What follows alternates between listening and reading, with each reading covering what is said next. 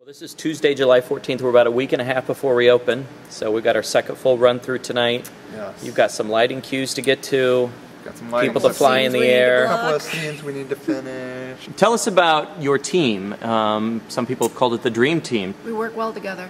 Everybody brings something different to the table. I might not be talented in vocals, but I can tell you what's going on if something's off, especially if our vocal director isn't here.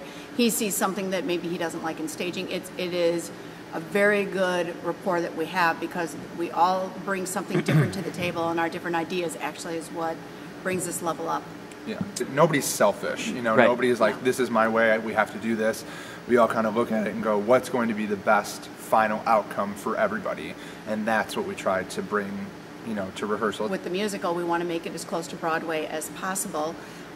Even though it's community theater, it does not give, I don't think it gives you that license to bring the level of the caliber of the show down. We still Right. want that caliber where people will walk out and feel like they've just been to a Broadway show. We don't want them to say, that was good for young people or community theater. I want them to say, I can't believe that was community theater. It seemed like Broadway.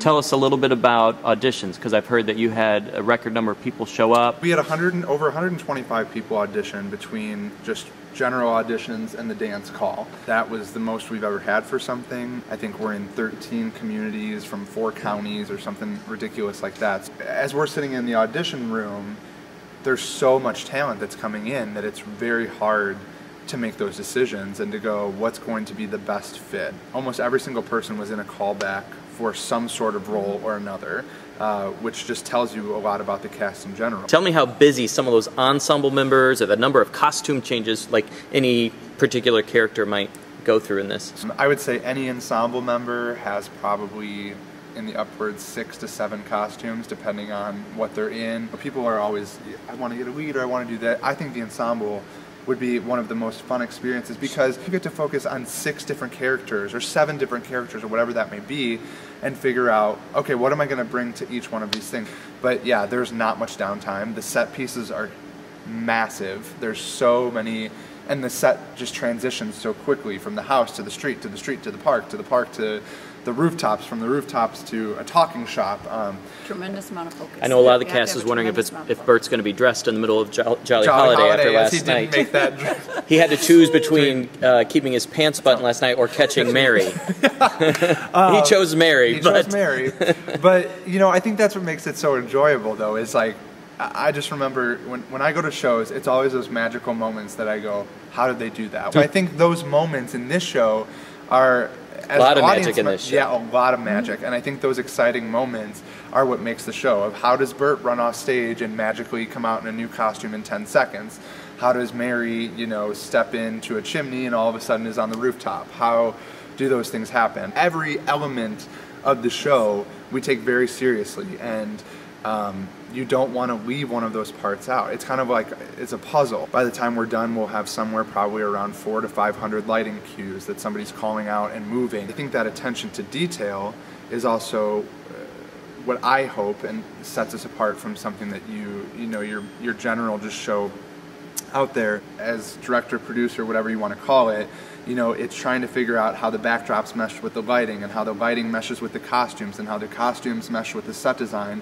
And so all those elements and worlds are kind of just like a revolving wheel in my head. And fortunately for me, I you know, like you said, kind of the team of people we have, I'm very fortunate to have a group of people that really kind of understand what I'm looking for. Hopefully we'll block that one number. Hopefully we'll block that number that we haven't looked at yet. We still have bows that we'll have to look at some point. We'll get that before it's like the the show mega mix for starts. Joseph. We learned the Right. mega mix for Joseph Yeah. like the night before, and Right. it was one of the best things ever because it just was Good a lot of fun. times. So it's the stage production focuses so much more on the family.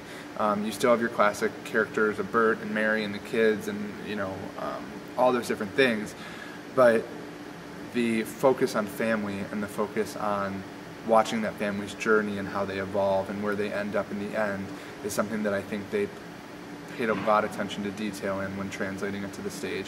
And I think that's what makes it so powerful, is because it's something every single person can relate to. Plus, it's being done in one take, whereas in movies, it's done in several to hundreds of takes. Right. And there's an appreciation for that. that they're getting up here every night, and in one take, this is what we're going to get. And in one moment, that audience emotionally connects with our actors emotionally.